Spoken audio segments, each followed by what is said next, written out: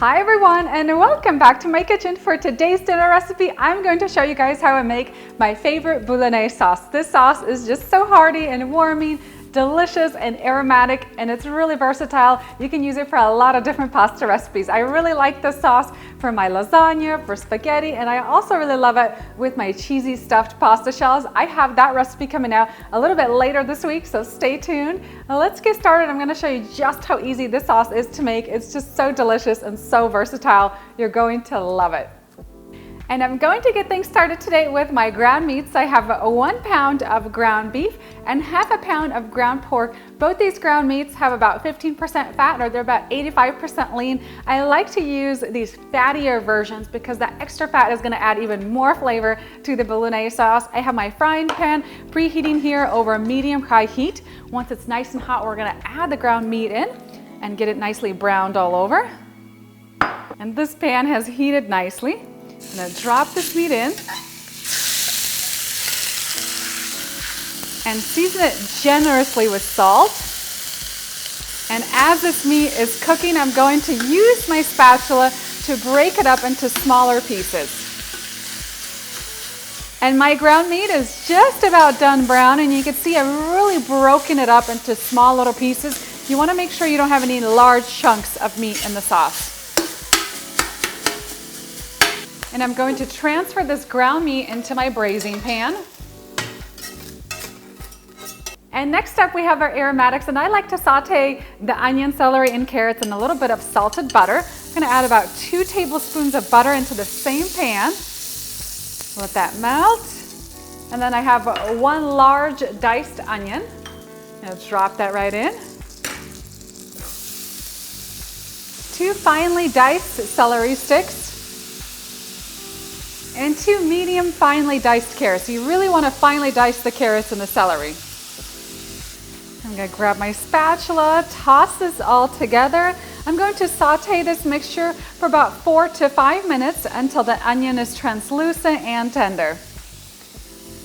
And this mixture of onion and carrots and celery already smells so good. Next, I'm going to add in 6 minced garlic cloves. And we're going to toss the garlic into the mixture and then cook this for 1 more minute. Next, I'm going to pour in half a cup of red wine. Stir that in and just let that reduce for a few minutes. Now, in traditional Bolognese sauce, a white wine is used, but I really like red wine. It just makes the sauce even more rich and more flavorful. And you want to let the wine cook until it's almost completely evaporated. Now, if you prefer not to use wine in your cooking, you can also replace it with half a cup of beef broth. I'm going to transfer this mixture into my braising pan. It's joining my ground beef. And now I'm ready to add the rest of my sauce ingredients. I have 1 cup of beef broth, 1 cup of whole milk, 28 ounces of petite diced tomatoes, 12 ounces of tomato paste. And now for my seasonings, I have 1 teaspoon of dried rosemary, 1 teaspoon of dried thyme, 1 teaspoon of dried basil, 1 teaspoon of salt, and you can always adjust the salt to your taste, and 1 teaspoon of sugar. This is going to help out the sour flavor of the tomatoes. A little bit of ground black pepper is always needed.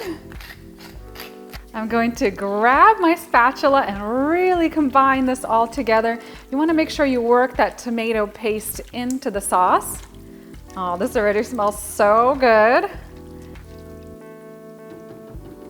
And I've let this Bolognese sauce come up to a simmer over medium-high heat. Now I'm going to close it with my lid, turn the heat down to low, and I'm going to let the sauce simmer away on low heat for 2 hours. And as it simmers away, it's going to become extra rich, so aromatic, and so delicious. You guys are going to love it. Guys, check this out. I just took my Bolognese sauce off of the stovetop. I did transfer it into a different pot just for picture purposes. But this texture, the aroma, it's so incredible. I wish you guys could smell it through the screen. I'm just going to garnish it with a little bit of fresh basil. You can never go wrong with a little bit of fresh basil at the end.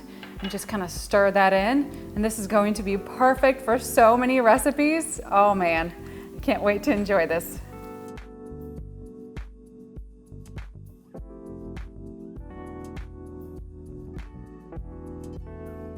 And that is it, guys, for my meaty, warming, and hearty Bolognese sauce recipe. It turned out just the way I like it. It is so aromatic and it looks so incredibly delicious. Can't wait to dig in and enjoy this. For the full recipe, don't forget to head on down in the video description box. I'll have a link there that'll take you over to my website where you'll find the full list of ingredients and the instructions. Time to have a little sample of this. It smells so incredible.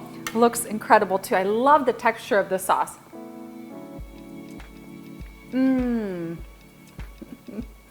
Just one word to describe this sauce: amazing. The textures, the aroma, just the flavor, everything is just so heavenly. I love that it's slow braised. It's so rich and aromatic and delicious.